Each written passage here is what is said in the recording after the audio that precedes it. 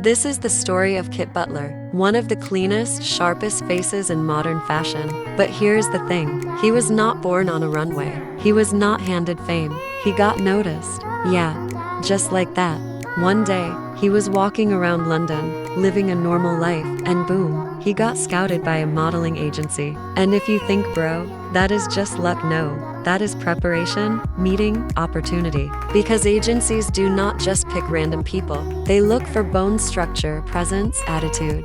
And Kit had that silent confidence. Fast forward, he signs with agencies, starts small, test shoots. Nothing glamorous yet. No millions, no fame. Just grinding.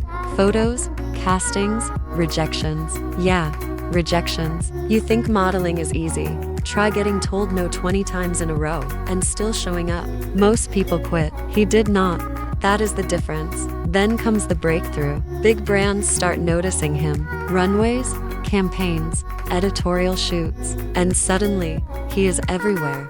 Clean, aesthetic, sharp jawline, minimal style. The kind of guy brands love because he fits everything. Luxury, yes. Streetwear, yes. High fashion, yes. And let us be honest, his look is simple, but powerful. Not too flashy, not weird, just perfectly balanced. That is why he works. But here is the real lesson. It is not just about looks. It is about consistency, discipline, and not quitting when it is boring. Because trust me, modeling is not always glamorous. It is early mornings, long shoots, constant pressure, and sometimes you are just standing there, freezing for hours. So if you are sitting there, thinking, I want to be a model, ask yourself, can you handle rejection? Can you stay consistent? Can you actually work for it? Because if not, this industry will eat you alive. But if yes, then maybe, just maybe, you have a shot. And hey, if you want more real stories like this,